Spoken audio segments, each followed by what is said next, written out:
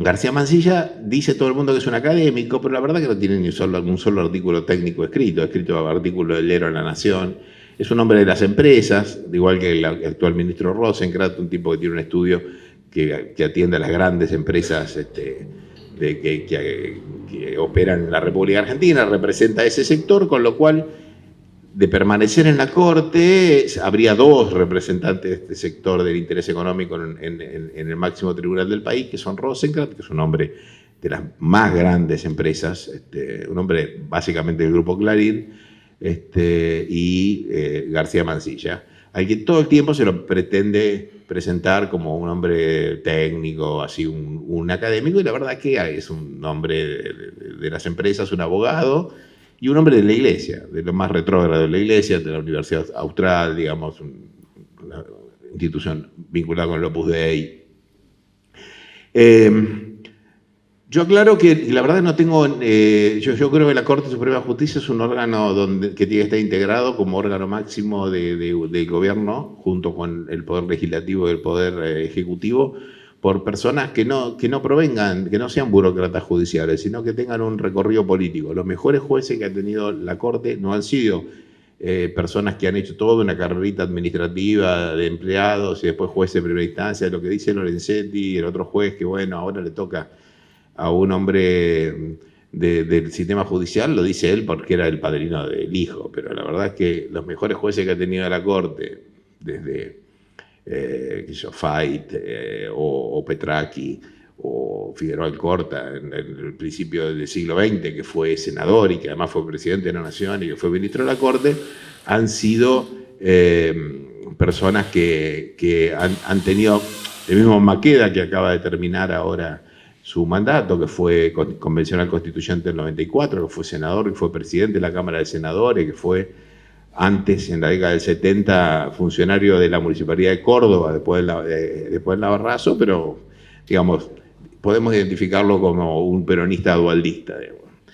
Pero fue un buen juez de la Corte, porque tienen, en esas alturas, tiene una mirada panorámica acerca del funcionamiento del poder, de las implicancias de sus fallos, y no son personas que se atienen a la decisión de un caso solo con la ley sin poder proyectar las consecuencias de eso en la totalidad de la sociedad. O sea que la idea esta de que este prejuicio que todo el tiempo reverbera de que la política contamina todo, yo tengo una visión inversa, digamos, que la política mejora las cosas. Después la política tendrá sus virtudes y tendrá sus defectos. Ahora, lo que es cierto es que esta demonización permanente de lo que se llama la vieja política, bueno, viendo lo que es la nueva, Dios nos libre de la nueva política, ¿no? Digamos, ¿desde cuándo el cambio o la novedad es en sí mismo una virtud? Francamente no tengo... Si esto fuera así, vamos a abolir todas las tradiciones, digamos.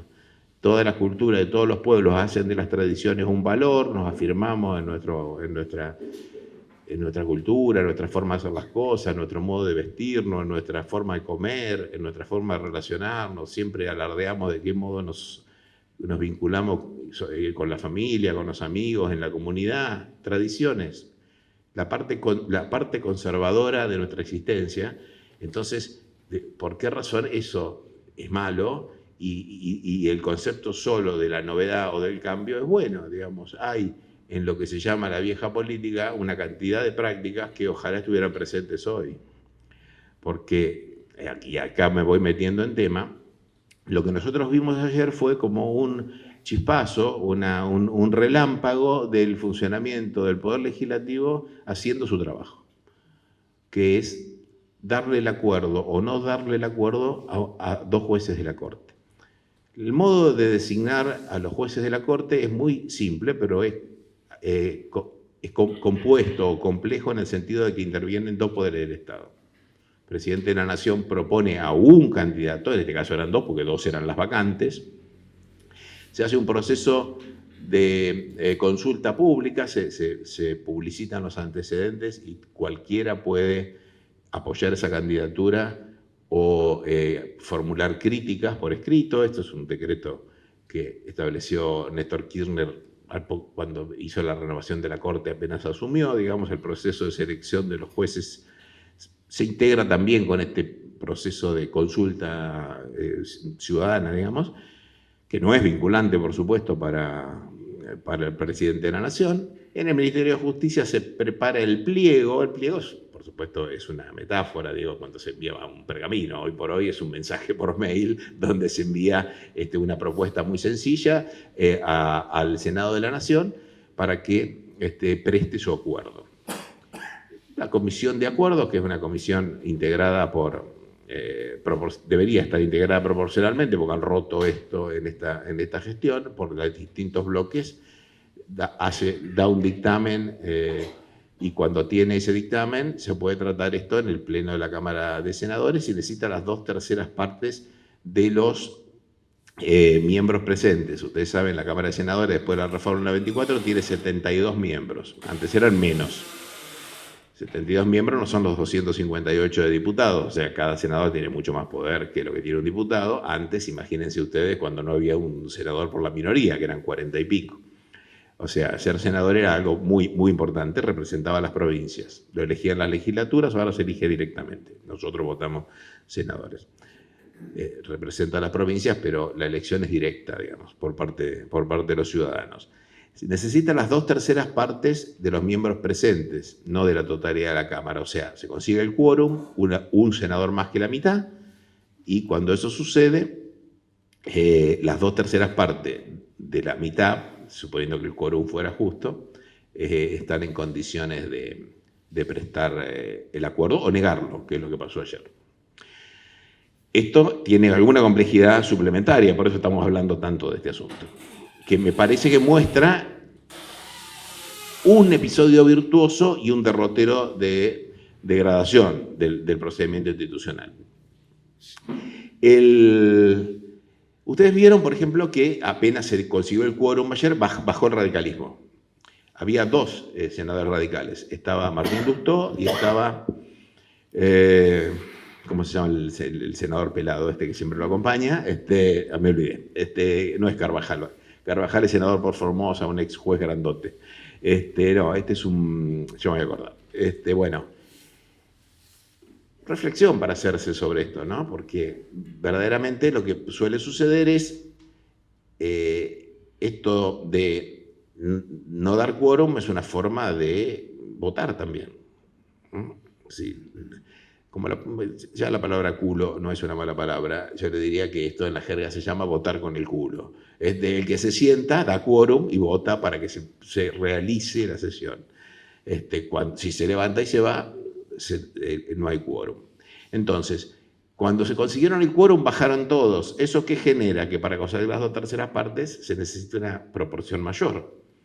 Es un poco hipócrita el procedimiento, porque se asigna a los corajudos que van al frente, digamos, la exposición para conseguir el quórum. Y los demás bajan a votar sobre el fondo del tema después que otros dan el quórum o no lo dan. No diré nada de que esto lo hizo el radicalismo, que parece que tienen patentada la transparencia democrática, digamos, que tienen el copyright sobre eso. Fue una situación muy singular porque ese quórum se consiguió con 2 senadores del PRO, con un senador de la Libertad Avanza, al que han maltratado bastante, con todos los senadores de Unión por la Patria y alguno más de estos bloques difusos. Del mismo modo, la sesión del martes próximo, que va a ser una sesión muy importante porque se va a tratar la formación de la comisión investigadora por el tema de la criptomoneda y también un tema que nos interesa a todos nosotros acá, que tenemos pendiente la autopista de la 7 y todo esto, un pedido de informes muy exhaustivo sobre el tema de la obra pública. Y también el pedido de interpelación a varios funcionarios. Ese pedido se hizo por varios senadores de distintos bloques. Varios de Unión por la Patria, está Margarita Stolbizer, está Pichetto, digamos, ahí.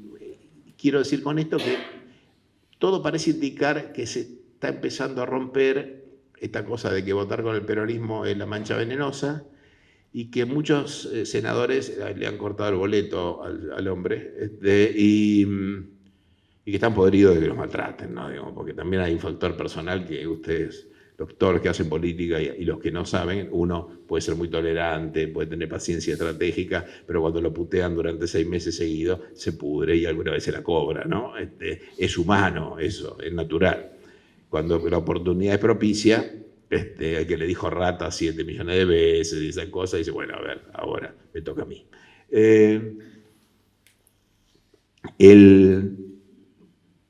Este asunto, digamos, es el corolario de un proceso previo de deterioro severo del sistema judicial y del poder legislativo. Que el poder legislativo no haya tratado los pliegos de los jueces es algo absolutamente natural. Los tiempos, digamos, en la vida legislativa no, son parte de la política. No es que estamos construyendo una casa y no vino a trabajar el albañil el día que tenía que venir, nos atrasamos, digamos. Son tiempos para negociar, tiempo para presionar sobre otros bloques. Eso se trata la política. Hay un experto en teoría organizacional muy de moda en los años 80, supongo que vivirá, Peter Drucker, que creó una teoría del TQM, se llamaba Total Quality Management, que fue muy moderno en su momento.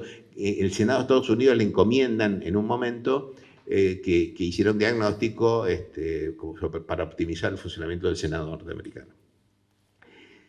Y él escribió un libro muy grande sobre su experiencia, donde en realidad cuenta que le llevó mucho tiempo, no era un hombre de la política, lógico, era del management, del gerenciamiento, teoría de las organizaciones, más apuntado a las empresas, que ahí comprendió que las reglas de cualquier organización no rigen las reglas de las instituciones políticas, porque la omisión, el silencio, muchas cosas que tienen que ver con la negociación, con el secreto, digamos, bueno, así se construyen los consensos, los acuerdos y las disidencias también, y las cosas de las que se puede avanzar y las que no se puede avanzar. De modo que no hay crítica para hacerle al Senado porque haya tratado o no haya tratado el pliego de estos jueces en todo este tiempo.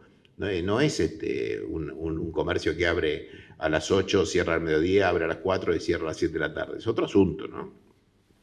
No trataron nunca el acuerdo del candidato a procurador Daniel Rafecas en todo el gobierno de Alberto Fernández, y la presidenta del Senado era Cristina Kirchner. No le gustaba el candidato a procurador y jamás lo puso en una sola agenda de sesión y no se trató. Bueno, la política, y era la misma fuerza política. Entonces, estos asuntos, digamos, son asuntos del poder, institucionales, y ahí no hay ninguna crítica para hacer. Ahora, eso no es un pretexto para que se utilice un artículo de la Constitución para designar en comisión a un juez que está pensado para otra cosa. Digamos. El artículo de la Constitución está pensado para cuando el Congreso está en receso. Antes, piensen ustedes, la Constitución es 1853, las sesiones comenzaban el 1 de mayo y terminaban el 30 de septiembre, porque tardaban un mes y medio en venir de Santiago del Estero en carro hasta Buenos Aires. Ahora comienzan el 1 de marzo, terminan el 30 de noviembre, y en ese periodo de receso, ¿qué se podía producir? Se podía producir que se muriera un embajador en una potencia con la que estuviéramos negociando un acuerdo, o un tratado de comercio muy importante, o una situación diplomática muy importante, y no podíamos esperar hasta el 1 de mayo para darle el acuerdo al nuevo embajador. Entonces se lo nombraba. Estábamos en un conflicto, estábamos en guerra o en una situación, había que nombrar un general, digamos, matan a un general, matan a un coronel, que son los que necesitan acuerdo del Senado para ascender. Bueno, no puede esperar hasta mayo para nombrar a otro coronel y mandarlo al frente, lo tenés que nombrar así. Lo de los jueces estuvo discutido, efectivamente fueron pocos casos en que los nombraron así, porque la verdad que afortunadamente los judiciales no somos tan importantes. Y el último ejemplo de nombramiento de este tipo es un nombramiento de principio del siglo XX. Digamos. Después hubieron algunos de jueces de rango inferior, pero ninguno después de la Constitución del 94, que aclara, digamos, le da una vuelta más, todavía agrava la mayoría, quiero decir, requiere esa mayoría de 2/3 para los jueces de la Corte, establece lo que parecería ser un procedimiento claro que queda fuera de esta excepcionalidad. Sin embargo, el decreto que los nombra en comisión, es un decreto, digamos, bien hecho en el sentido de que es lo mejor que se puede decir para hacer ese nombramiento medio trucho, que es bastante mejor la truchada que la que hizo Pepín Rodríguez Simón con Macri, digamos, cuando nombró y no juraron a Rosati y Rosenkrantz. La calidad es mejor. Y lo hizo la que ahora acaban de nombrar secretaria legal y técnica de la presidencia, que viene de un estudio jurídico administrativo muy importante, una chica joven. Ese hecho y que le hayan recibido juramento y del modo en que le recibieron juramento muestra, a mi modo de ver, un hecho grave que además involucra a todos los jueces de la Corte, no solamente al que aceptó jurar, que además había dicho que no iba a aceptar jurar de ese modo cuando estuvo la audiencia del Senado, sino al resto que participó de esta componente. Hace mucho tiempo que se odian entre ellos de una manera intensa, y que además lo dicen por escrito. Digo, esto por supuesto es de la vida doméstica, de lo que estamos en ese micromundo, pero si ustedes leyeron las cosas que se escriben en las acordadas, que son los documentos internos de orden administrativo, es verdaderamente vergonzoso, ¿no?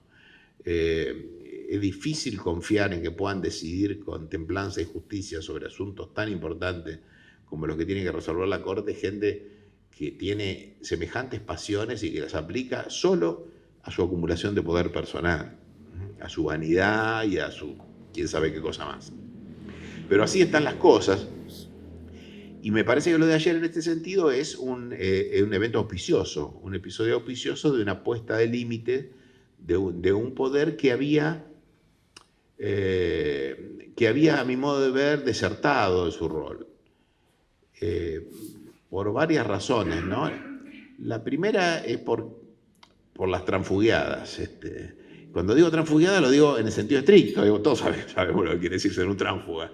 Pero esto en términos legislativos es un término técnico. Digamos, en España hay artículos escritos sobre, que es un sistema parlamentario además, cuando algún representante efectivamente es elegido por una fuerza política y o se cambia de fuerza política o empieza a votar en contra de los intereses por los que fue votado. Eso es un tránsfuga, está escrito, digamos, en todos lados. Y acá se empezó a usar el término, obviamente con la intención de peyorativa que tiene el término para todos nosotros.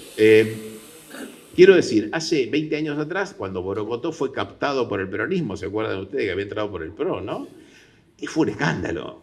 El borocotazo, era una situación. Un tipo que cambió de bloque, además, no es que cambió el voto en un momento. Fue un escándalo ético de dimensiones monumentales. Bueno, ahora, hace unos pocos días, el presidente del bloque de senadores radicales votó contra su propio proyecto. Presentó él un proyecto y después votó en contra de su propio proyecto. Digamos, esto no es antiético, es demencial. Y ayer estaba diciendo que retiren los pliegos para abortar la sesión, ¿no? En fin, como verán ustedes, cuando estamos en el fondo del pozo siempre hay alguien dispuesto a cavar un poco más. Y en este sentido, a estas situaciones se llega, ¿no? No es que de un día amanecimos y éramos una sociedad virtuosa y una nación con unas instituciones virtuosas y al otro día al amanecer estábamos todos apolillados, digamos. Estas cosas pasan gradualmente y en este sentido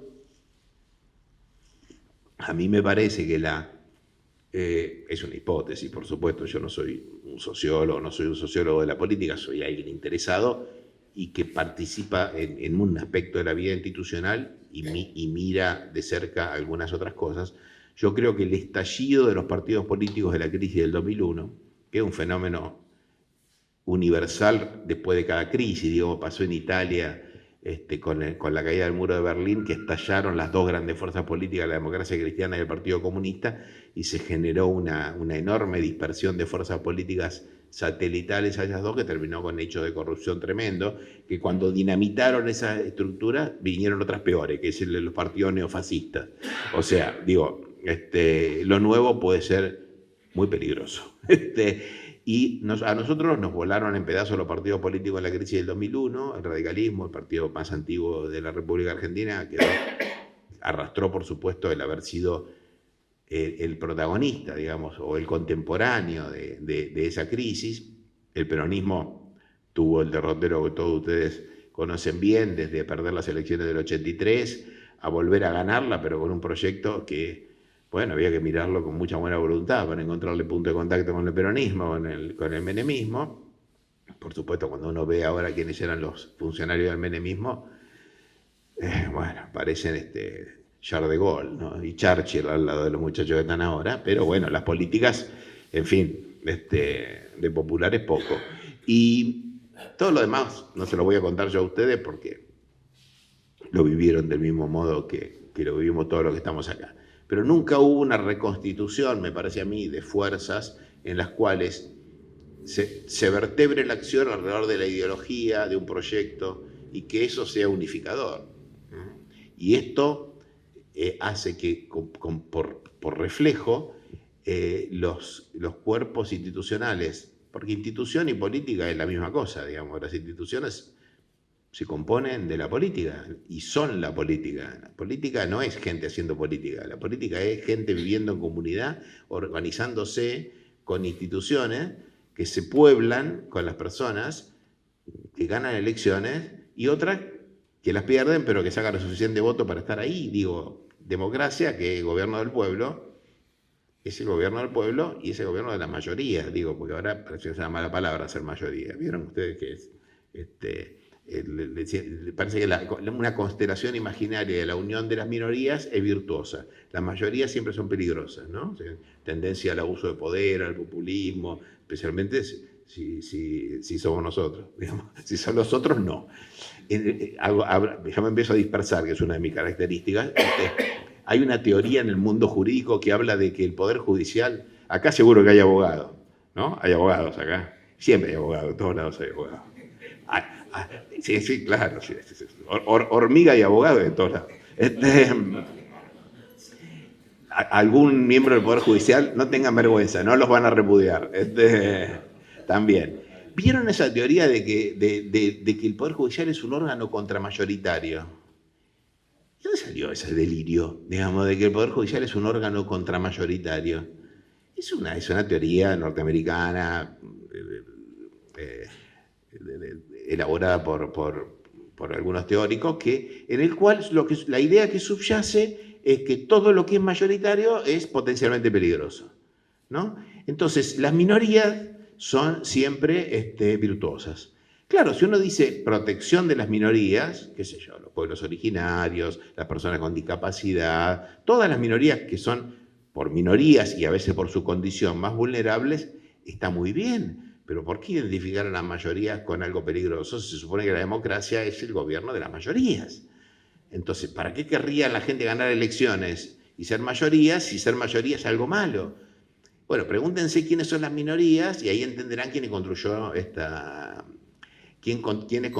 teoría. Esta teoría la construyeron en realidad teóricos del derecho en Estados Unidos en la post-crisis del 30, cuando el presidente Teddy Roosevelt, en realidad no Franklin Delano Roosevelt, comienza con las políticas keynesianas, las políticas heterodoxas económicas tendientes a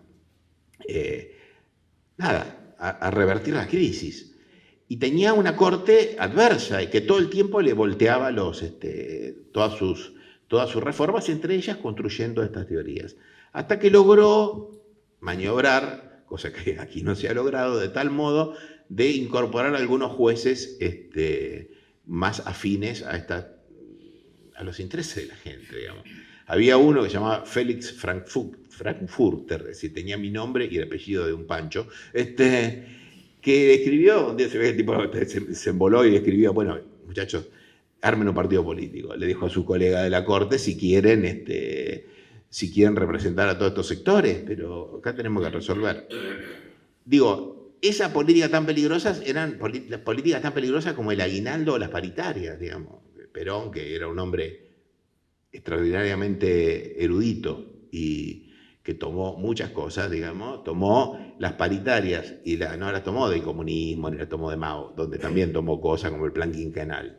Las tomó de las políticas contracíclicas de la crisis del 30 en Estados Unidos, digamos. Ahí nacen las paritarias, ahí nace el aguinaldo, digamos, tomar experiencias ajenas para no inventar el agua caliente, ¿no? Y en nuestras casas de estudio se repite como un mantra este sentido común liberal, ¿no? Y nosotros, los abogados, y me van a desmentir si exagero o disimulen, los colegas que están acá, todos nosotros somos formados en las universidades en general con un paradigma normativista en donde esto que yo estoy diciendo es una regla que está escrita en piedra, es como la Biblia. Después todo lo demás son derivaciones, ¿no? Pues aparece el derecho laboral, que es una cosa medio sospechosa, donde los trabajadores hay que equilibrar con respecto a los patrones, entonces tienen más derechos, entonces ahora vienen y quieren plantearlo y dicen, no, bueno, si el patrón se sienta con el trabajador, negocia mano a mano, y cualquiera de nosotros va con la prepaga y se siente y negocia en igualdad de condiciones. ¿No?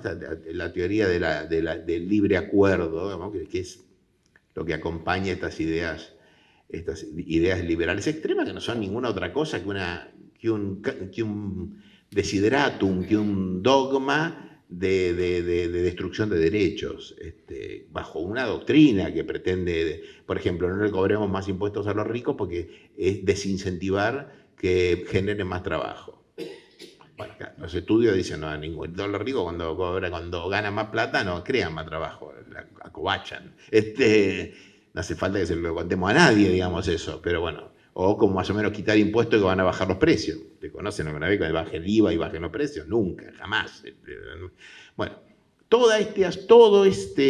esta es la ideología dominante en la que hemos sido formados todos los abogados y todos los abogados llegamos, algunos elegimos la carrera de la magistratura, y porque hay algo que laburar, y no tenemos ninguna formación específica para eso. Tenemos un carnet de abogado y unos van, ejecutan pagaré, otros hacen divorcio, otros defienden trabajadores, otros defienden empresa, otros son jueces.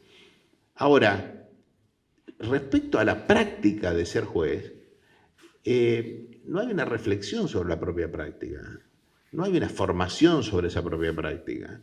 No hay un adiestramiento consciente acerca de lo que implica la decisión.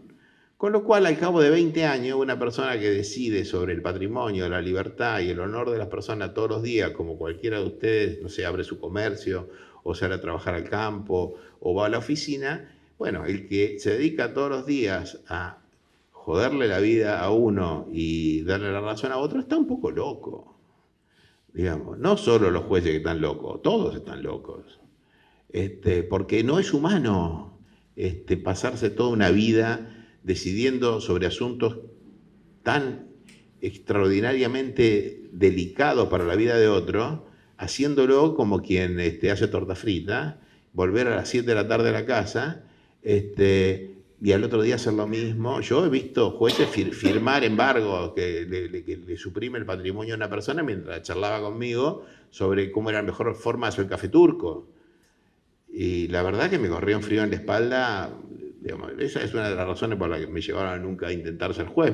No me siento moralmente en condiciones de eso, digamos. Pero bueno, esa es otra discusión. Yo empecé y me fui lejos respecto de qué pasa con la explosión de los partidos políticos y la representación en el Congreso. Yo creo que el hecho de que hayan desaparecido los partidos y se hayan de algún modo licuado las ideologías, que las ideologías no son otra cosa que los valores de nosotros sistematizados, puestos en palabras. Esa es la ética, en nuestros valores, en nuestra moral y cómo la ejercemos todo en comunidad.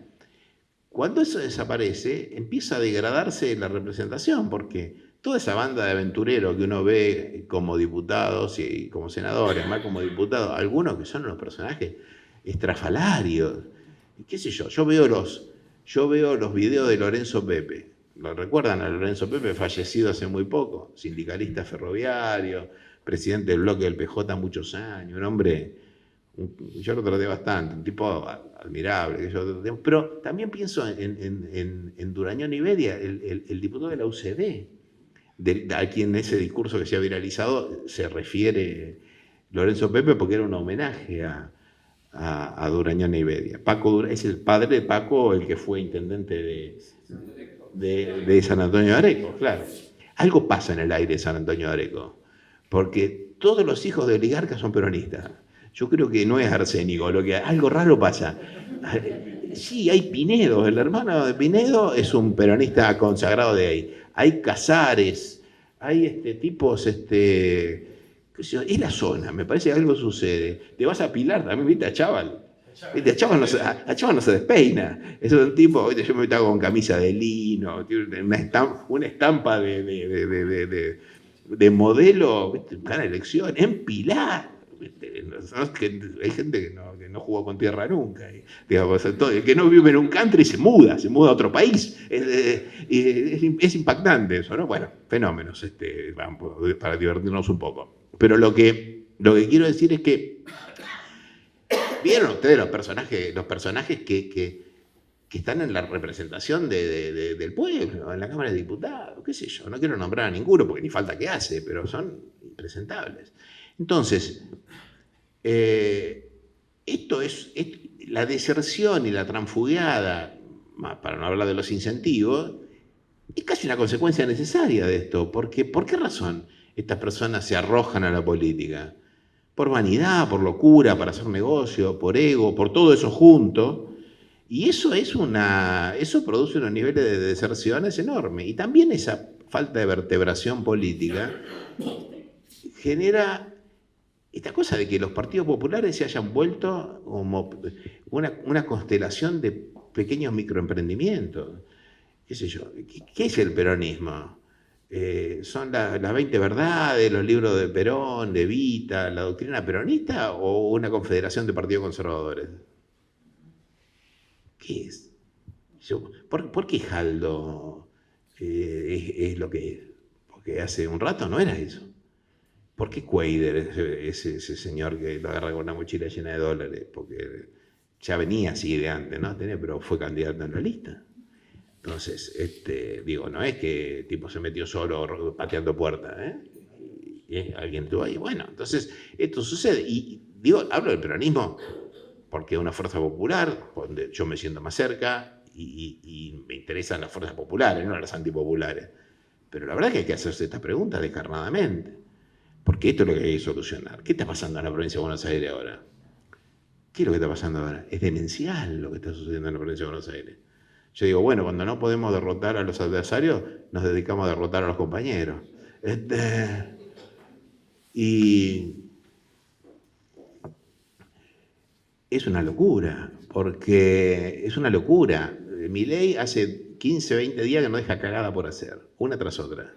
Y nosotros, para no quedarnos atrás, también. No sea cuestión de que a veces le sacamos ventaja. Es alucinante, autodestructivo, suicida. ¿Para qué sirve esto? ¿Para que ganes las elecciones? ¿En serio? Esto es un negocio. ¿En serio? Porque va a ganar Esper las elecciones si esto sigue así, ¿no? ¿Se entiende? Esper. Como quien dice. Bueno, entonces, cuando se degrada la política, se degradan las instituciones inexorablemente. Inexorablemente. Porque, porque el agua que hace crecer la planta de las instituciones es la política, es nuestra vida comunitaria. Digamos, al intendente lo eligieron los vecinos. Si los partidos políticos de Bedia, digamos, y las fuerzas políticas organizadas, todos los partidos, las fuerzas vivas, no eligiera, por algo se habla del nuevo municipalismo y de la vida, digamos, y de la escala de los municipios como la forma más pura de la democracia, porque si el intendente hace cagadas, ustedes saben dónde encontrarlo. En cambio, el diputado, el senador está lejísimo, qué sé yo. Entonces, digamos, ahí el mandato es un mandato más puro, más ejecutable, digamos. Se puede cobrar. Uno elige, sabe quién es el que elige, sabe lo que hace, lo que no hace, cuál es su recorrido en la vida, cuál es su comportamiento público. Afortunadamente en la Argentina no tenemos esos cinismos de fijarnos en la vida privada de los políticos, pues ese asunto es de la vida privada. Pero deberíamos empezar a dejar de desterrar la idea de que las instituciones son una élite aristocrática, gente que tiene, por cuya sangre, cuyas venas corre sangre azul, que son elegidas por alguna suerte de fuerza superior, como los monarcas absolutos, ¿no? Por Dios, que es lo que todo el tiempo en la retórica de los jueces del Poder Judicial circula, ¿no? Ustedes fíjense que se habla de las mayorías circunstanciales, ¿no? O de los gobiernos de turno. ¿Cuántas veces escucharon ustedes esto? Y los abogados lo hemos leído en la sentencia, o sea, aplicamos la ley tiene pretensiones de perpetuidad, nosotros aplicamos la ley, la mayoría son circunstanciales y el gobierno de turno. No, no es el turno de la farmacia, lo eligió la gente. Y no son circunstanciales, lo eligieron. A quien no eligieron nadie son los jueces. Entonces hay ahí en la retórica, en el lenguaje, que no es inocente, nunca, hay una carga ideológica en donde se demoniza la organización del pueblo para hacer política y alguno se autoatribuye un lugar de supremacía moral, un lugar superior desde el cual mira y juzga al resto de las instituciones. Ahora, claro, están bailando en bolas arriba de los bafles. Entonces uno ve que el Poder Judicial es una cosa un poco obscena, digamos, un poco penosa. Y es bueno que esto suceda, ¿no? Para desmontar los mitos, para desmontar los mitos, la hipocresía, todo lo que se esconde atrás de las cortinas pesadas. Por supuesto, esto puede ser, esto no puede ser, esto es injusto, porque si yo pienso no sé, en un juez de Junín civil que resuelve los asuntos que resuelve, y es un trabajador, lo conoce todo el mundo, es una persona honorable, ni siquiera la estética que lo rodea tiene que ver con esto que te estoy describiendo yo. Pero, sin ofender a nadie, no corta el bacalao, digamos, ¿no? Resuelve herencias, divorcios, ¿no? Sucesiones, qué sé yo, algunos quilombos. Pero ahí no es donde se juega el gran poder. Donde se juega el gran poder, la cosa es diferente, es muy diferente. Entonces, pienso, esta deserción del poder legislativo, esta cosa un poco, diríamos, bizarra, desquiciada, enloquecida que uno ve, es una consecuencia, creo yo, de una crisis política previa. Yo creo que Milei no es el causante de esto. Milei es el síntoma de esto. Digamos, nosotros no estamos jodidos desde que esta banda de dementes están en el gobierno. Nosotros estamos jodidos desde el momento que esta banda de dementes tuvieron chance de ser gobierno. Ahora es un acelerador, por supuesto, porque tienen el poder y bueno, y esa misma aceleración los hará quedarse sin freno pronto, ¿no? Esto me parece que no hay que ser un profeta para darse cuenta de estas cosas. Por supuesto, esto no es para celebrarlo. Para celebrarlo porque pasará esta pesadilla, pero lo que quedará es el campo quemado, ¿no? Y siempre pagarán los costos los mismos que pagan los costos. Lo del Poder Judicial es un proceso de degradación que comenzó hace mucho tiempo, por lo menos una década, con el ejercicio, digamos, con una forma un poco ingenua con la que el gobierno intentó democratizar o incidir sobre el Poder Judicial. Por supuesto, somos todos implacables a la hora de juzgar lo que hacen otros, ¿no? Y después, eso hay que siempre aclararlo. Y cuando ese Poder Judicial, que siempre había sido sobrio, que no quería meterse en política, que más bien le alcanzaba con pasarla bien, le agarró el gustito a empezar a representar intereses permanentes, los intereses de los grandes sectores del poder, porque siendo juez vitalicio es muy difícil remover un juez.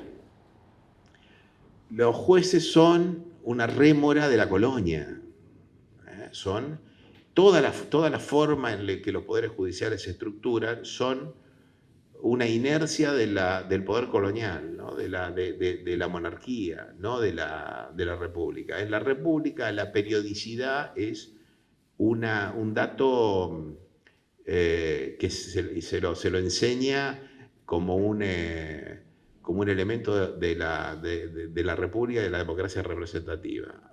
Entonces, desde instrucción cívica en el secundario se dice, bueno, la publicidad de los actos de gobierno, la periodicidad en el cargo, esto es un sistema. Entonces, cuando aparece algún gobierno popular que gana varias elecciones, cuando los intendentes tienen reelecciones indefinidas, no, esto va contra la... Bueno, los miembros del directorio de las empresas no pueden estar toda la vida, digo, ¿no? Y constituirse un fondo de inversión puede tener una concesión eterna respecto de una autopista. Ahora están con este asunto. Pero si la gente quiere elegir muchas veces a un gobernador, no puede. Porque, bueno, no sea cuestión que se consolide en el poder y pueda hacer la fuerza. Pero los jueces sí, hasta que se mueren, hasta que cumplen 75. Entonces eso le da un poder enorme. Y se alían con otros poderes permanentes. Y le dicen a los representantes de la política que son de turno o son circunstanciales. Pasaron por ahí, justo pasaron y se volvieron diputados, se volvieron presidentes. Bueno, ahí hay una antipolítica, ahora vamos, sí, ahora termino y charlamos con todos, así no me desordeno porque después no vuelvo más. En este sentido creo yo entonces vivíamos una deserción del poder legislativo, una deserción de su rol. Vivíamos una complacencia del poder judicial y vivimos una acción, una gestión desbocada del poder ejecutivo, que no se autoimpone límites y no se lo ponen el resto de los poderes. Con esto de yo voy para adelante y no freno, bueno, vas a chocar primero, o vas a chocar a alguien y lo vas a matar, lo que es seguro que no vas a hacer la cosa bien. Y así no son las cosas. Yo no negocio con nadie, yo lo voy a hacer cueste lo que cueste. El comunicado de ayer de la presidencia dice, repudio lo que hizo el Senado. Extraordinario. Extraordinario. El Senado decidió lo que quiso decidir, lo que las mayorías plantearon, ¿no? Repudio, como si, bueno, hay toda una sanata escrita en un castellano disidente, digamos, además, ¿no? Medio peleado con el castellano.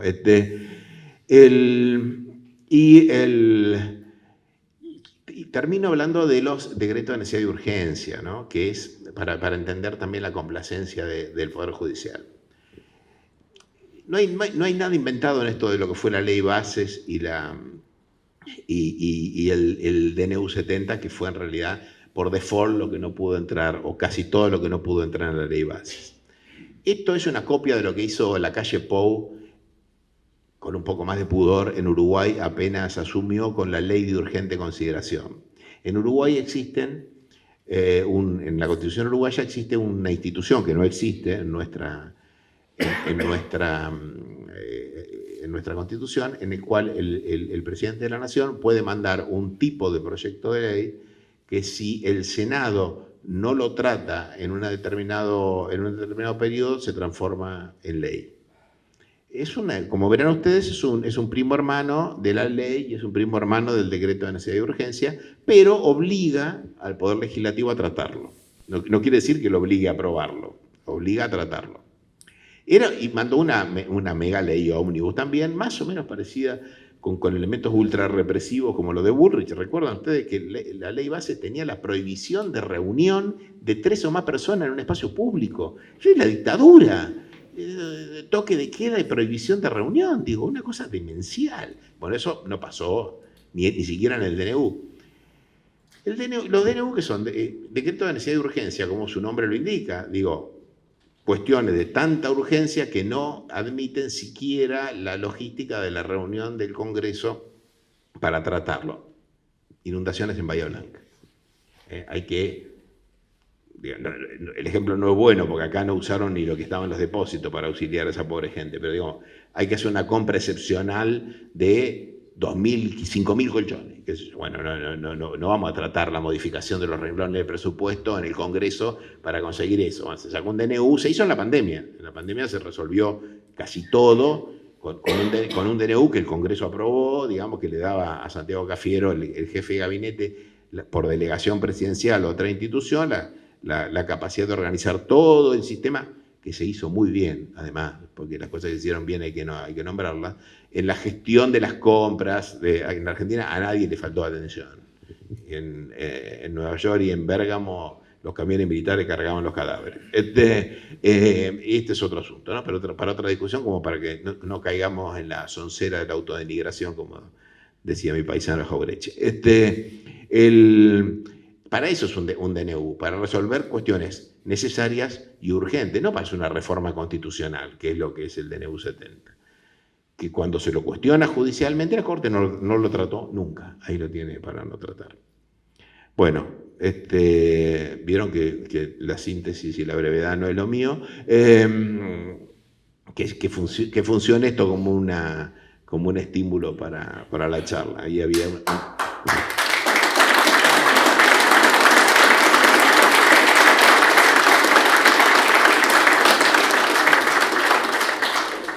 Hay una señora que me quería preguntar algo, perdón, pero no quise desordenar. No, que justo tocamos los temas que por ahí daban en puntapié para hacer una pregunta. Vos hablabas del prestigio o de la legitimidad de los jueces y demás. ¿Crees que a veces se habla de que sean elegidos por el pueblo, que sean elegidos por el pueblo, o sea, como nosotros elegimos senadores o diputados, tampoco es una garantía, pero digo, ¿recuperarían un poco más de legitimidad o tendría que ver también alguna cuestión de ascenso académico y demás? Sigo porque para nosotros que somos ciudadanos comunes, pues ven que la conformación de la Corte ni siquiera respeta a lo mejor el curso legal de actividad para nosotros, ¿no? Sean los ministros de justicia. Bueno, vos preguntás, tiene varias aristas. Claro, primero, ciudadanos comunes somos todos. Todos. No, todos. Bueno, sería bueno que los que no se sientan tan comunes se sientan más comunes, y los que no se sienten tan comunes se sientan también más comunes. Mira, en la Argentina intentamos el más tímido de los modelos, que fue los jueces eligen, los jueces federales, ¿no? Que es lo que puedo hablar cada provincia tiene su sistema, somos un país federal, existe en cada provincia un sistema de organización judicial, son bastante parecidos todos, pero bueno, nosotros somos una federación, no somos una confederación, tenemos niveles de independencia limitados, pero bastante importantes, digamos, de autonomía bastante importante entre provincias. Aunque nos llamamos confederación, porque uno de los nombres oficiales de la Argentina es Confederación Argentina. La reforma del 2014 sobre el paquete de reformas judiciales incluía la elección del Consejo de la Magistratura, que es el órgano que designa a los jueces, toma concursos, hay un tribunal de selección y hay un jurado de enjuiciamiento, y también evalúa su conducta, a ver si los tiene que sancionar por algo o eventualmente, digamos, echarlos. Y eso ha tenido varias conformaciones. Bueno, no voy a profundizar para no quedarnos demasiado con ese aspecto, pero ha tenido diversas conformaciones y tiene un sistema plural, más o menos plural. En realidad la Constitución dice que equilibrado entre los jueces, los representantes del legislativo y la academia. Y después cada uno interpreta qué quiere decir equilibrado. Y lo que planteaba esa reforma era la elección de esos representantes en las listas de las elecciones. Digamos, que los jueces estuvieran en lista, que los académicos son representantes del Consejo Universitario Nacional, que elige un representante de la Cámara de Senadores, representante de la Cámara de Diputados, en alguna de sus versiones eran directamente senadores, directamente diputados. Bueno, hay muchas historias porque ahí se juega mucho poder. Eso, bueno, lo fulminaron en 10 minutos, porque la jueza Servini de Cubría dijo, por ejemplo, que los abogados tenían un sistema de elección horizontal, dijo. Esto es alucinante. O sea, hay representantes de los colegios de abogados. Dice, los abogados tienen un sistema de elección horizontal. Los abogados eligen a los abogados. Nunca lo puede elegir el pueblo a los abogados. Digo, entonces, si los abogados tenían un sistema de elección horizontal, el abogado está a la misma altura que el otro abogado, ¿el pueblo que lo elige dónde está? Porque si está arriba, me parece bien. Si está arriba de los abogados, no hay ningún problema. Ahora, si está abajo, ¿qué concepción tienen los abogados del resto del pueblo? ¿No? O sea, lo escribió que un abogado elija a un abogado es un sistema de elección horizontal, entre pares, digamos, más corporativo, te la debo, ¿dónde encontrar eso? En otro momento, para el representante del Senado, un juez contencioso administrativo federal de Capital dijo que los senadores, para ser representantes del Senado, tenían que ser abogados. O sea, le agregaron una condición calificante que no está ni en la Constitución, ni en la ley, y hay senadores de primera, que son los senadores abogados, y hay senadores, menos senadores, que no son los senadores no abogados. Es delirante, digamos, es como un supremacismo de ave negra, sería. Bueno, construido, por supuesto, por abogados, ese supremacismo, porque además los que activaron estas acciones de inconstitucionalidad eran los colegios de abogados. En la capital, les cuento, el colegio de abogados tiene 50.000 afiliados. Tiene un presupuesto mayor que muchas de las provincias, de los municipios de esta provincia. Yo cuando era fiscal en las elecciones de mi facultad, en la UBA, y era fiscal en Lincoln en las elecciones, había un padrón más grande entre los estudiantes de Derecho que entre los ciudadanos de nuestro partido, que es grande pero medio subpoblado, Luis. Pero bueno, lo que quiero decir es que ahí hay un poder corporativo muy potente.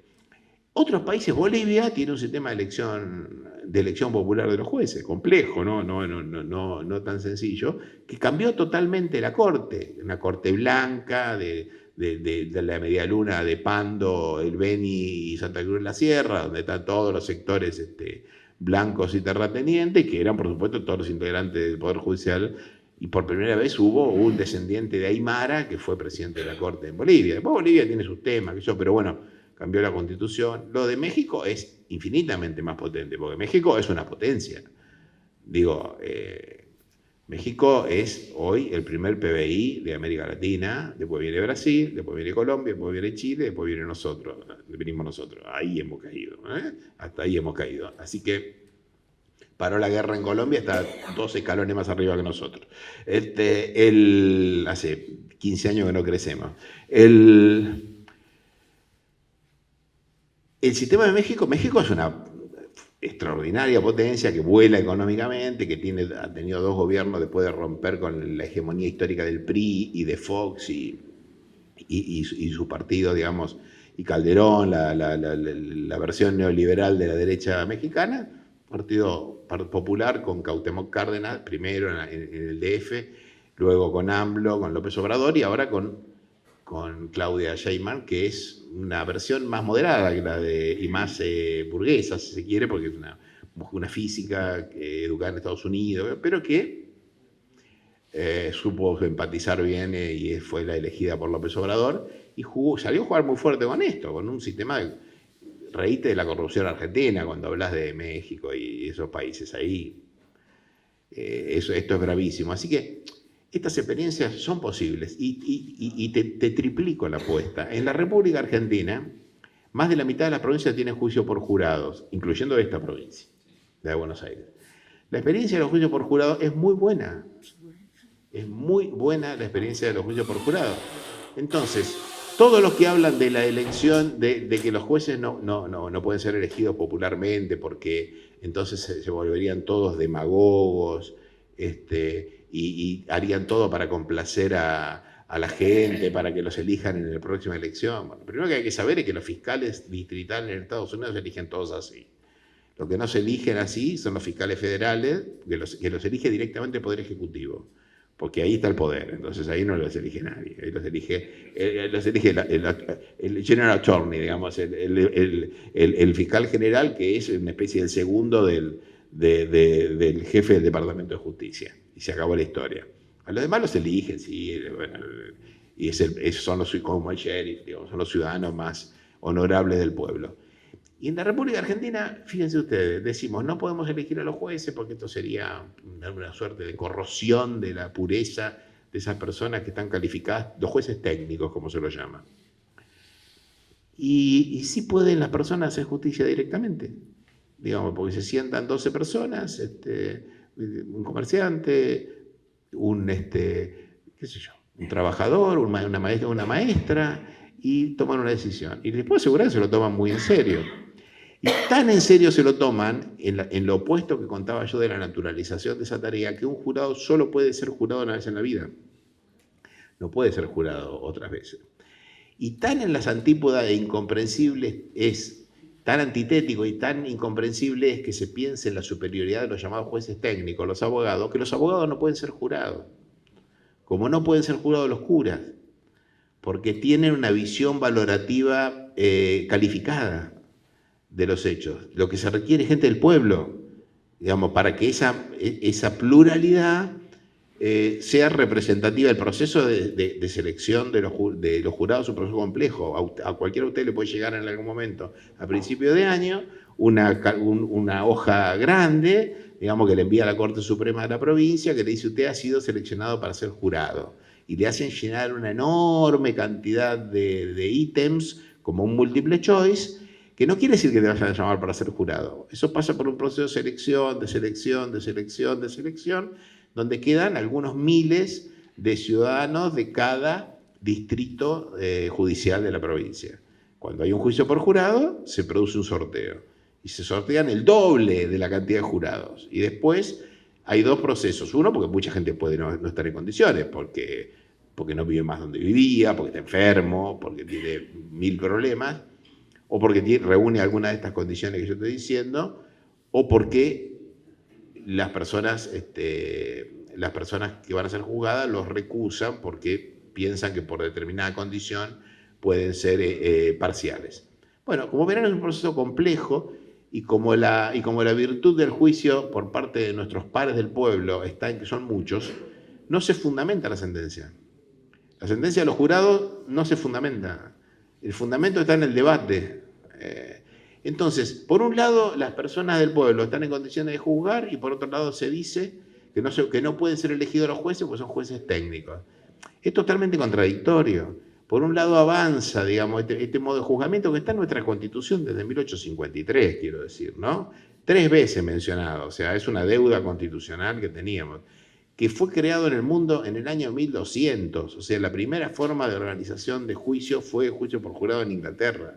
No es que es una excentricidad moderna, lo excepcional es lo otro que viene de la Inquisición, digamos. El sistema de investigación y juzgamiento por los jueces llamados técnicos es Torquemada, digamos, es el torturador de las catacumbas de la iglesia, versión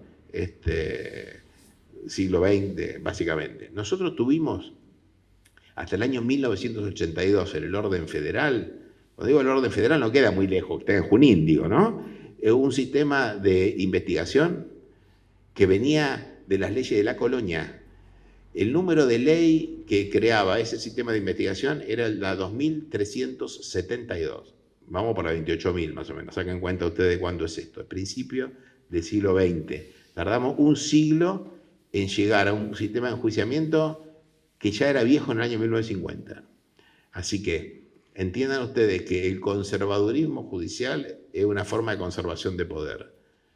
Cuanto más poderoso es el juez, digamos, asuntos más importantes trata, menos participación popular hay en la gestión de conflicto. Cuando el tema es menos, se imbrica menos en el poder, es más transparente y es más democrático. Digamos, si hay un homicidio aquí, ojalá no lo haya, digamos, pero puede suceder, que es un hecho grave, desde luego, pero que no involucra al poder, ahí estará el juicio por jurado, digamos. Y si lo involucra, será el poder, digamos, de una escala. Pero bueno, todavía tenemos jueces federales que son 12 faraones, hacen todo, son jueces, son fiscales, a veces tienen juicios unipersonales. O sea, el tema de la elección popular de los jueces es ni siquiera el paso más audaz. Es un paso intermedio hacia formas más democráticas de juzgamiento. Una postilla vinculada al juicio por jurados. Hace unos días acá, con un homicidio local, tuvimos, caso Catamarca Ruiz, tuvimos el juzgamiento por jurado popular, y dicho por la jueza que integraba el tribunal criminal, el fallo coincidió perfectamente con la mirada del tribunal. Un fallo de exceso en la legítima defensa, que no fue ni muy arriba ni muy abajo, y era gente común, era gente que le instruyeron cómo era más o menos el sistema, y falló correctamente. Claro, ahí hay una virtud y un defecto. La jueza que dirigía el debate todavía tiene los reflejos de cuando era jueza. No tiene que sacar ninguna conclusión. Pero, no, por supuesto, no, desde luego, por supuesto, es comprensible, pero... Y las instrucciones a los jurados son casi una ciencia. Hay una página, a los que les importe esto, de la Asociación de Juicio por Jurado de Argentina, que es una asociación que lleva muchísimos años promoviendo el juicio por jurado, donde hay muchísimas grabaciones de instrucciones a los jurados en Estados Unidos que son relativamente breves en términos de lo que es estudiar una carrera de Derecho, pero que dan las suficientes pautas como para que cualquier persona del pueblo pueda tomar una decisión sobre las conductas humanas, digamos, ¿no? Juzgar a otro por cualquier cosa es un acto que siempre nos coloca en un lugar superior al otro. Y el dilema es cómo resolver eso, cómo hacer que alguien que juzgue la conducta de otro pueda hacerlo desde algún dispositivo en donde no se... Digamos, la pregunta es, ¿con qué derecho tenemos a juzgar a otro? Es una pregunta, si quieren, filosófica remota. ¿Qué derecho tiene un humano de juzgar a otro humano? La pregunta viene de los griegos, digo, ¿no? Bueno, de todos los dispositivos que a lo largo de la historia se han encontrado, los jurados ha sido una representación de la sociedad juzgando a un vecino. Así nace en Inglaterra, digamos, ¿no? Así nace en Inglaterra. Y nace en la Carta Magna, digamos, nosotros lo llamamos Carta Magna a la Constitución, es un gran error, porque la Carta Magna no es sinónimo de Constitución, donde al rey le saca a la burguesía una enorme cantidad de prerrogativas para equilibrar un poco el poder, y entre ellos el juzgamiento por los vecinos. Y cuando el quilombo era demasiado grande, traían los vecinos de otro pueblo para que la afectación, digamos, de escandalosa que hubiera producido en la localidad y la sensibilización colectiva no influyera sobre el resultado. Esto es de 1200, insisto, no es ni de 1800, ni 1700, se remonta a las primeras formas de organización de este gran dilema que tenemos los humanos de qué hacemos con las conductas, cómo decimos que la conducta del otro es disidente y qué hacemos con la conducta disidente y quién tiene derecho a decir cuál es la conducta valiosa y cuál no es la conducta valiosa, que es el fundamento de todo orden jurídico, ¿no? Sí. ¿Hay más? Una pregunta. Como ciudadano, yo me hago la pregunta, después de 12 años de gobierno nacional y popular, ¿cómo fue posible, qué es lo que se hizo o qué es lo que no se hizo para que la derecha cooptara, digamos, los tribunales más importantes, como Poder Ortiz particularmente, y apenas terminaba el gobierno de Cristina, se empezó la persecución? Y bueno, no entiendo que no se hizo, porque hubo concursos, hubo gente que ascendió, llegó a ese factor de poder. ¿Y cuál sería la enseñanza para el futuro que pudiéramos volver a parte de otra? Esa es una pregunta certera y antipática, pero imprescindible. Yo creo que el tema judicial, la persecución, digamos, judicial empezó antes de que termine, ¿no? Antes de que termine el gobierno. Por muchos jueces designados por el kirchnerismo.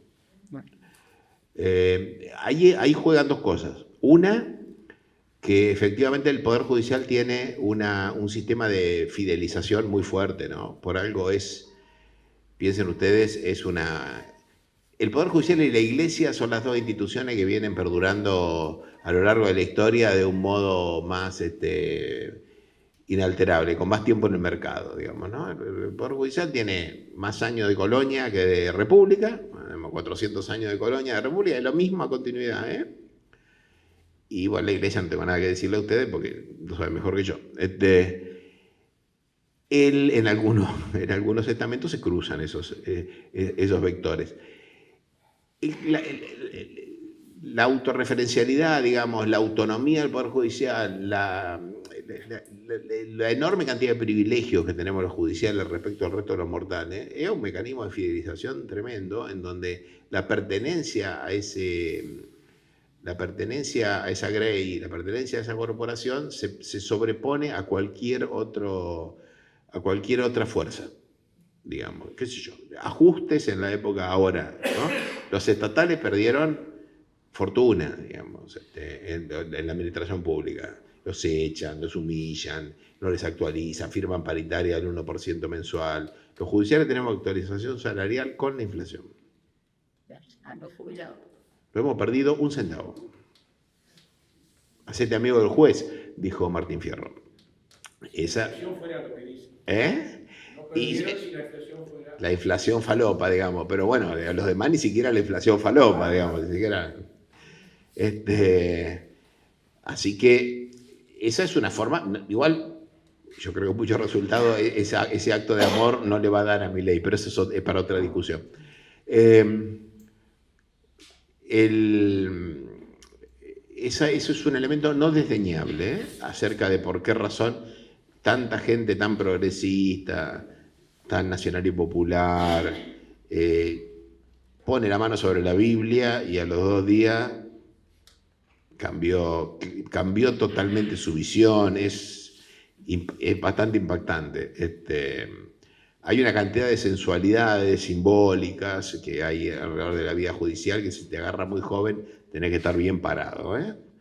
Por alguna razón esas instituciones de poder tienen toda una arquitectura, un lenguaje, una forma de comunicación en donde uno tiene una cierta sensación, no racional, sensación de que pertenece a algún estamento superior, ¿no? La guacerí, en las iglesias las cúpulas elevadas, en tribunales los sillones de distintos tamaños, dependiendo de la jerarquía que vos tengas, las tarimas, las reverencias que se atenuó, pero sigue existiendo entre los subalternos y los nombres que tienen el escalafón de vuestra señoría, alucinante. Lo sacamos a patada a Luis Rey Cisnero para seguir llamando vuestra señoría a los jueces. Vuestra señoría era Cisnero, digamos, somos una república, no la colonia. Nosotros en la procuración, hace muchos años, sacamos con la gente de protocolo una orden donde le prohibíamos a los fiscales dirigirse a los jueces como vuestra señoría. Uno lo ve en los escritos, los abogados lo saben, su señoría, su señoría. Yo cuando entré al tribunal, tenía 18 años, me dijo, está su señoría, y dije, estamos jugando el arroz con leche, acá qué es esto. Y los fiscales les costaba eso, porque al fin y al cabo su fantasía era que algún día lo llamen a ellos así. Tardamos años en que dejen de llamar a su señoría y lo llamen señor juez, el señor fiscal, señor no sé cuánto.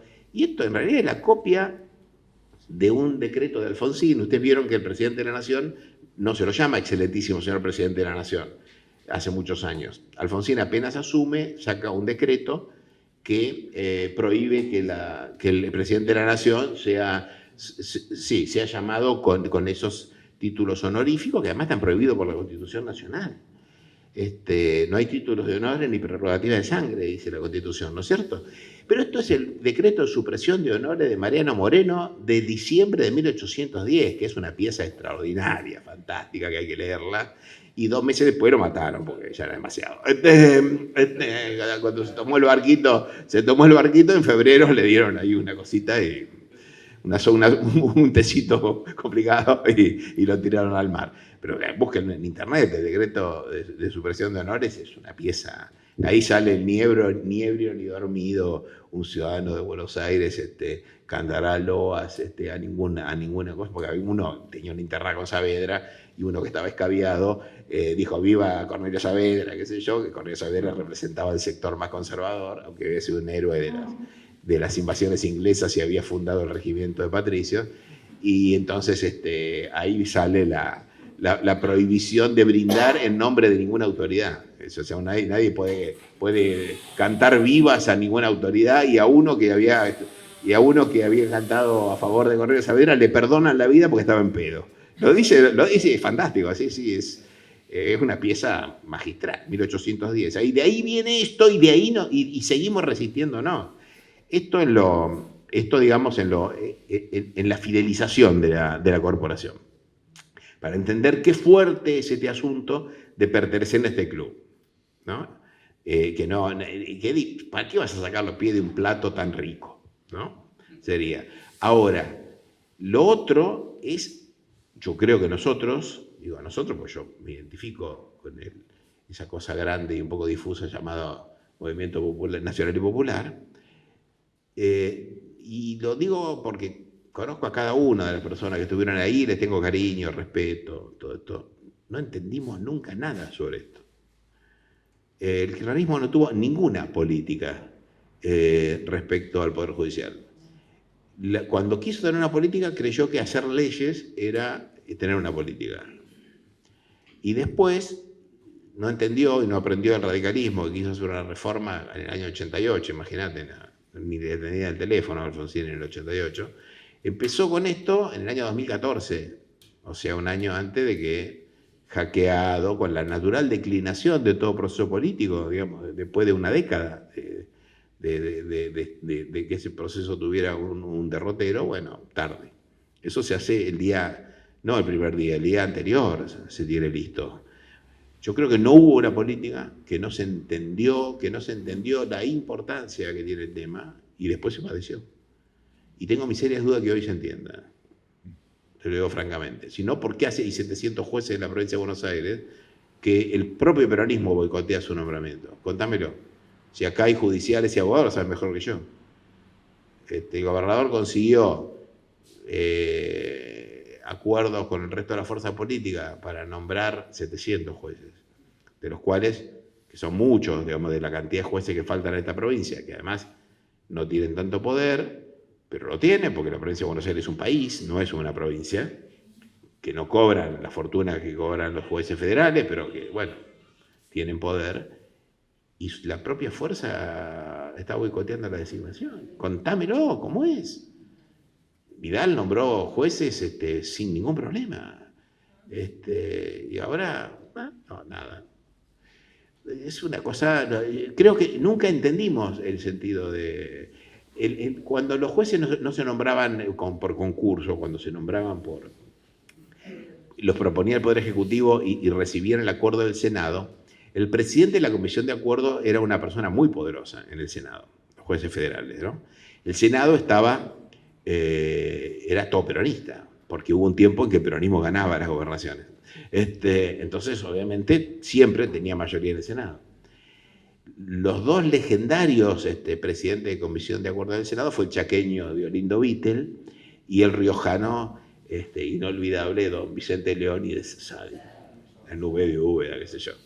Era un personaje pintoresco, qué sé yo, pero que siempre decía, esto es muy importante porque duran toda la vida. Ellos dos fueron los dos últimos peronistas que entendieron eso.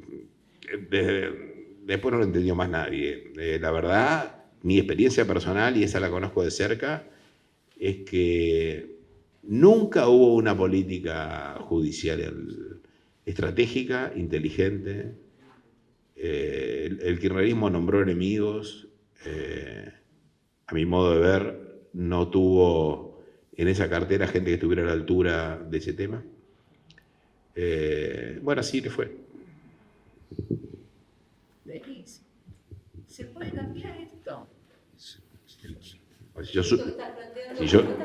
Si yo supiera eso, me voy al casino porque tengo facultades extraordinarias para adivinar el futuro. Pero vos pertenecías a la justicia legítima. Yo pertenecía, sí. Pertenecía. Sí, pertenecía, sí. Era pasado. Sí, sí. Bien. Ahora, ¿qué pasó con eso? No, yo quiero complementar lo que vos decías recién. Digo, a ver, hagamos una ficción. Nosotros acusamos a Alberto Fernández de tibio. No hizo nada, dijo.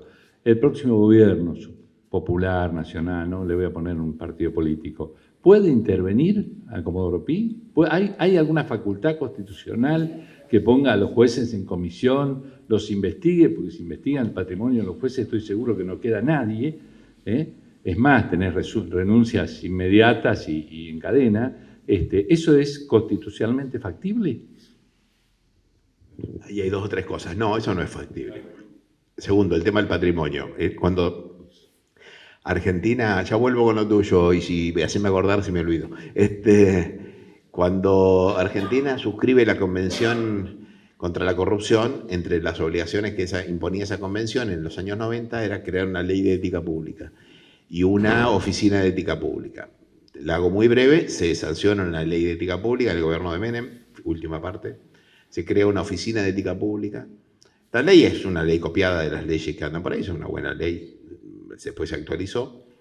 La oficina de ética pública es el antecedente de la oficina anticorrupción que crea la Alianza. Bueno, la Corte, entre las obligaciones que tienen los funcionarios públicos, está presentar una declaración jurada anual, una cuando ingresa y una cuando se va del cargo. Sí. El Poder Judicial hizo, después de muchas vueltas, que las declaraciones juradas se las presentaran todos los jueces y fiscales, pero las de los jueces de la Corte no son públicas. Y declaró que no aplicaba la ley de ética pública porque es alucinante, confunde independencia con autonomía de las leyes. ¿Quién puede estar arriba de las leyes en un Estado? Los reyes. La última monarquía absoluta que existe en el mundo es el Vaticano, donde el Papa es poder ejecutivo, poder judicial y poder legislativo. Hace las leyes, las aplica y administra. No hay ninguna más en el mundo, no hay ninguno. Son jefes de Estado, pero no tienen esas facultades. Los jueces argentinos dicen, no, nosotros, ¿dónde están las ganancias? Bueno, concedieron esto a partir de la última reforma, porque bueno, alguna vez tenían que tributar para los nuevos jueces y sobre un pedacito, porque la constitución del sueldo tiene tantos ítems que el sueldo es chiquitito y lo demás son 500.000 ítems. Sí, no, es blanquito porque la jubilación va, pero a los impuestos, al tributo no. Bueno, o sea que este tema es un tema complicado. Recuérdame. La pregunta, Sí. vos decís, con todo lo que vos estás diciendo en este momento, Sí. yo que soy una persona optimista, me estás dando de pesimismo. Sí, yo soy pesimista, sí. Sí, yo me digo, pero eso es otra cuestión. O sea, la pregunta es por ahí, si dentro de, vos estás dentro del Poder Judicial, si dentro del Poder Judicial hay un atisbo de posibilidad de cambio. A ver, termino la idea anterior. Nosotros en la Oficina Anticorrupción presentamos un proyecto de ley de ética pública que no es nada, ninguna genialidad. Lo hicimos con un proceso que era un proceso de participación, de formación participativa de normas, se llama, que está regulado en un decreto. Vos abrís el juego, lo publicás en la página oficial y la gente opina. Tomás o no lo que la gente dice, pero después haces una devolución. Y nosotros lo hicimos específicamente, no solo a las personas que habían hecho aportes, sino a toda la comunidad, y hicimos varias actividades de difusión. Y cuando hicimos el proyecto de ley, cada cosa que habíamos tomado en la presentación del proyecto, lo señalábamos. Fue realmente un buen trabajo. El proyecto de ley establecía 3 oficinas de transparencia en los 3 poderes del Estado. No inventamos nada. La Ciudad de Buenos Aires tiene ese sistema. Cada uno de los 3 poderes del Estado tiene una oficina anticorrupción, no sé cómo funcionará, que no se llama así hoy en el mundo, tiene otro sesgo, digamos, transparencia activa, llama políticas de desarrollo, de transparencia, ¿no? de una especie de asuntos internos, para eso está el sistema judicial, digamos. Pero bueno, nunca nos dieron bola, digamos, se lo mandé a Vilma Ibarra, qué sé yo, había otros temas. No, está ahí, es un insumo, alguien lo tomará alguna vez, como suele pasar con los proyectos de ley, ¿no? Que reviven por ahí. O sea, esto es un tema que para mí equilibraría las cuentas, digamos, porque el Poder Ejecutivo efectivamente te controlan, ¿viste? Aparece un periodista, mira el patrimonio de los funcionarios. El Poder Legislativo es chiquitito eso y el Poder Judicial no existe directamente. Yo no es que sea pesimista, digamos, ni siquiera es que soy pesimista de la razón y optimista de la voluntad, toda esa cosa gramsciana. Digo, optimistas sobran. Y no soy pesimista, me parece que yo describo cosas. De justicia legítima me fui, y esto de algún modo se entronca con tu pregunta, primero porque tenía muchas actividades, no me permitía hacer mi actividad de un modo serio, digamos, para figurar nada más, no. Y segundo que había, como agrupación, que fuimos una agrupación de jueces y fiscales y trabajadores judiciales más progresistas, existen en todo el mundo, digamos, hay en Italia y en España, minoritarias, pero los hay. Digo, el Poder Judicial español es más reaccionario que el nuestro todavía, digamos, no nos creamos que somos los peores. El italiano es un poco mejor, bueno, la mafia le mató varios jueces, entonces ahí se sensibilizaron bastante. Pero digamos, nosotros como agrupación lo que pasó es que creo que nos convertimos en una... nos ganó nuestro reflejo, nos volvimos una gremial de profesionales. Y entonces, te doy un ejemplo. Se creó una escuela de formación judicial, muy importante, integrada al Ministerio Público de la Defensa, al Ministerio Público Fiscal. Era virtualmente una universidad de formación para la magistratura, que no había, con mucho presupuesto, con muchos recursos, conducida por gente muy lúcida y muy valiosa. Algunos dijimos, bueno, este sistema se tiene que articular con el sistema universitario de Gran Buenos Aires, digo, porque nosotros tenemos un fenómeno inédito en el mundo y muy virtuoso, que es la federalización del sistema universitario que ha venido sucediendo en los últimos años. Primero la ola de universidades del 74, el Comahue, Río Cuarto, Lomas de Zamora, que quedó interrumpida con el golpe. Después, primero la de Quilmes, la de Lanús, en fin, ustedes tienen aquí en Junín y en la zona la del noroeste. Pero en el Gran Buenos Aires todavía hay una condición, digamos, de clase mucho más fuerte. La Universidad de Moreno, el Arturo Jaureche, el Florencio Varela, el José Cepaz, en Capitán Sarmiento, hay un altísimo porcentaje de personas que son primera generación de universitarios, e inclusive en las encuestas, digamos, del perfil del estudiantado, gente que no tiene asfalto, digamos, ¿no? o que tiene cloacas hace pocos años. Entonces, digamos, es un fenómeno muy potente, que también denuncia una realidad, digamos. A la gente le llega primero a la educación superior que las cloacas a veces. Pero bueno, ese es otro tema. Mejor que llegue a la educación superior, siempre, por supuesto. Nuestra propuesta era que esas escuelas de formación judicial sean un sistema de como Renato Cesarini, digamos, los que van a ver talentos en los clubes de la provincia, los cazatalentos, digamos. Llevemos estos cursos a esas universidades, ya que tenemos el soporte, la plataforma institucional, para detectar quienes puedan tener vocación para la judicatura, pero además para combatir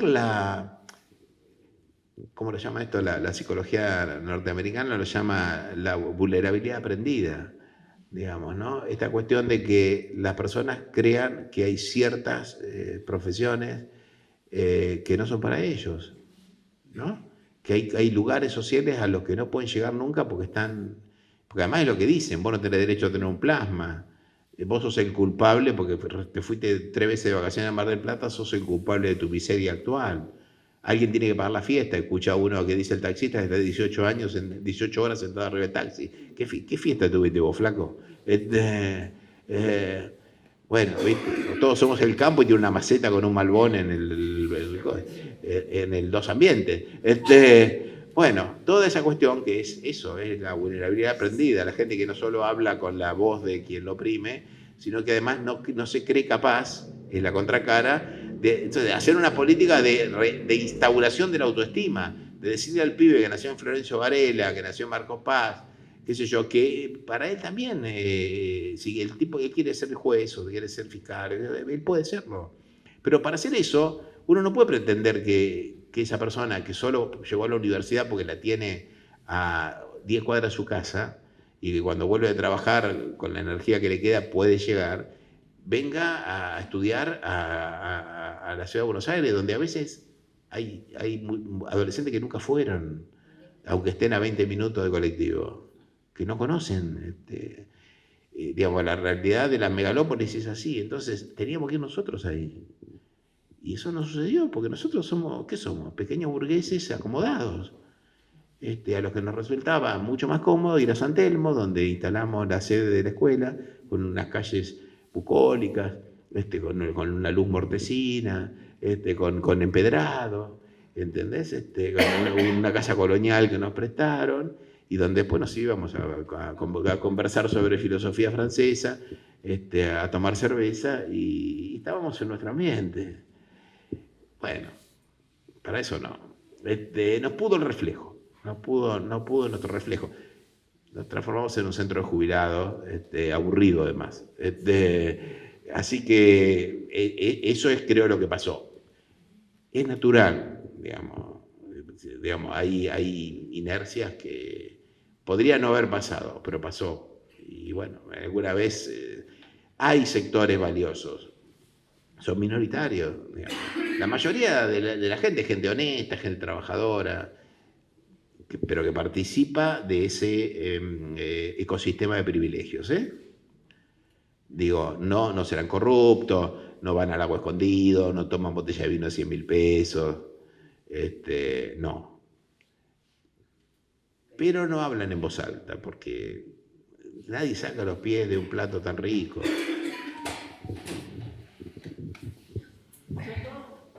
Le quería hacer una pregunta. Sí. Su opinión. Sí. Con respecto ayer del Senado, como ciudadana me sentí muy identificada y contenta por lo que es el Senado, dándole la espalda a House, dándole un poco de motosierra, no a todo así, no con los jubilados, dejó mucho que decir el Senado, la Cámara de Diputados también. ¿Y usted qué cree ahora que tenía la cabeza de su opinión? Ciertos jueces eran elegidos por House para queriendo detener a Cristina por la posesión que tiene de detener a Cristina. ¿Estos jueces fueron elegidos por él por eso? ¿O qué cree usted? No creo eso. Creo que el objetivo era más grande todavía. Técnicamente, en realidad, desde que se le rechaza el recurso extraordinario, que es el recurso, a ver, expliquemos, perdónenme que me ponga un poco leguleyo, pero no hay forma de no hacerlo. A la expresidenta se la condena en un juicio de instancia única, así se llama, y después hay una, que es el tribunal que la condenó, digamos, y después hay una revisión en una cámara que se llama Cámara de Casación, que hace una revisión amplia ahora de la sentencia. Confirmó esa condena. Contra esa confirmación hay un recurso que es un recurso entre la Corte que se llama recurso extraordinario. Y es un recurso muy excepcional. El tribunal lo rechazó, a mi modo de ver mal, porque, bueno, no importa, son temas técnicos, debió haberlo concedido, pero ahí hay mucho margen de discrecionalidad con ese asunto. El abogado defensor tiene 10 días para interponerlo después que se produce la sentencia. Lo interpuso, se tomaron unos meses, lo rechazaron, entonces en general se hace rápido, concederlo o rechazarlo. Una vez que ese recurso está rechazado, la sentencia se puede ejecutar. Quiero decir que hoy se la podría detener como cualquier persona. Digo, yo soy fiscal de lesa humanidad. Cuando algún militar o algún policía lo condenan y está en libertad, que a veces pasa que viene en libertad y se lo condena una condena a cumplir por su monto, y le rechazan el recurso extraordinario en la Cámara de Casación, va preso al minuto. No la quisieron meter presa. Esta es mi lectura, digamos. Como medios periodísticos habían dicho esto. No, la información, la mitad son burros y la otra mitad y la otra mitad son burros. Porque además los que más o menos simpatizan es un tema medio difícil de entender, porque es una cosa muy específica de quien litiga en esas instancias, digamos. Es un tema como finito. Tratándose de este asunto, podría estudiar un poco, pero bueno, no pidamos tanto. Y también es cierto que lo que yo estoy diciendo, si se dice en voz alta, es un poco antipático, ¿no?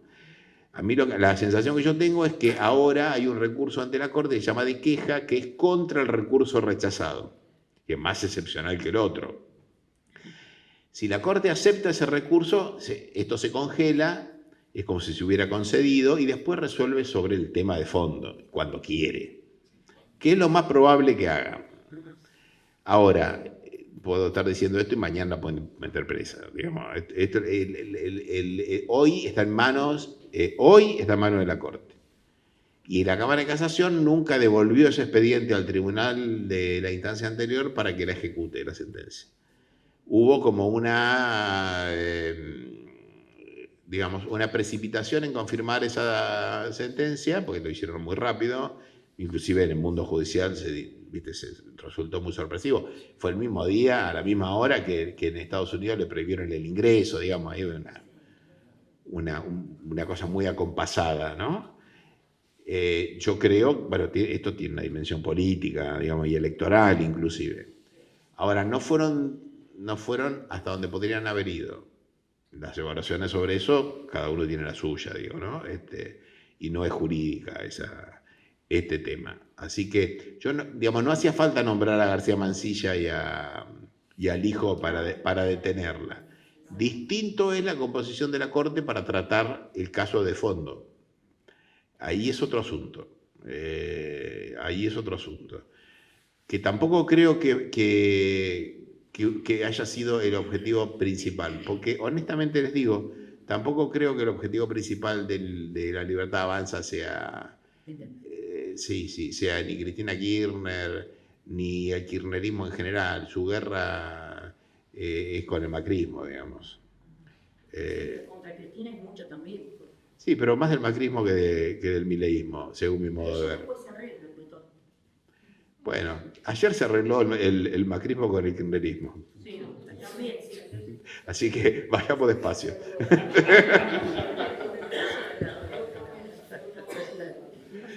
Con la criptomoneda, ¿usted cree que hará el Senado en esta vez? Porque las empresas libres, por ejemplo, son empresas fantasma. El martes lo vamos a saber, porque es cuando van a tratar el tema de la formación o no de la comisión investigadora. Más que lo que haga el Senado, que no es poca cosa, porque una comisión investigadora es una comisión investigadora que tiene que investigar casi todo lo que ya se sabe. Arturo no tarda, me parece, el Senado. Bueno, lo mejor es enemigo de lo bueno, dicen. Acá lo que preocupa, me parece, es que han jodido a mucha gente propia y a muchos. Y hay gente de Estados Unidos que perdió mucha plata. Y se puede perdonar muchas cosas en la vida, menos perder millones de dólares.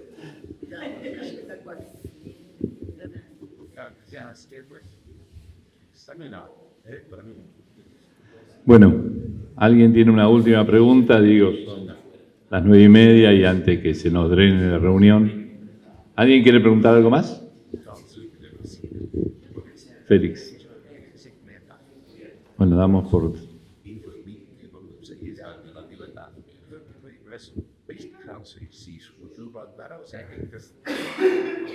No, me pregunta acá el señor Vasco, ¿qué pasa con la situación de García Mansilla? Porque es un tema inédito, ¿no? Él está en comisión, nombrado por un procedimiento. Empezamos con nuestra charla con este tema. Pero claro, faltaba la parte final, digamos, la secuela de la historia, el bonus track. ¿Qué pasa ahora? Hoy no fue, parece. Hoy no fue a tribunales. Entonces, hoy escuchamos, bueno, primero dijo que no iba a subir, o sea, fue bastante fuerte eso, que le costó que no le dieran, que el Senado se sintiera muy humillado. Después asumió, y asumió rapidísimo. Asumió para negarle la licencia al otro que estaba sin el 08 firmado, que era el hijo, alucinante. Lo hicieron jurar rápido para joder a su colega. Es extraordinario, ¿no? Bueno, y a mi modo de ver, ese nombramiento en comisión, que como les decía, no estaba previsto para los jueces, bueno, pero ya es llorar sobre la leche derramada, eso ya es un hecho, está ahí. Pero si fuera legal, es transitorio, porque por eso es en comisión. Digamos, es una situación precaria, una tenencia precaria, diríamos, un permiso precario hasta que se le dé la autorización o no, o se la niegue por el mecanismo regular, que es lo que sucedió ayer en el Senado. De manera que García Mansilla no tiene que renunciar, porque la renuncia es un acto voluntario. Uno renuncia o no renuncia si quiere.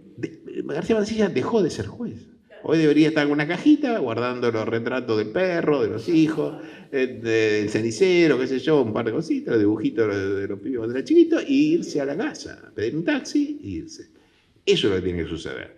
Ni consultar a los otros jueces a ver qué hacer, ni los otros jueces decir, bueno, depende de lo que él quiera hacer, ni dura la comisión hasta fin de año, como dicen todos, porque fin de año es el plazo máximo si el Senado no tratara el pliego.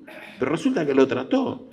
Con lo cual, ¿viste? Esto es más o menos como si a vos te conceden un permiso precario para tener un kiosco y después viene, no sé, la dependencia de la municipalidad y te lo niega porque termina todos los trámites y dice, no, para que acá este lugar, esta zonificación no corresponde, no están bien las instalaciones eléctricas, el gas está mal, y vos decís, no, pues tengo un permiso precario. No, bueno, este es el permiso precario. Ahora cuando te tengo que dar el permiso definitivo, esto no funciona. Digo, es tan elemental como esto, solo que en otro asunto, ¿no?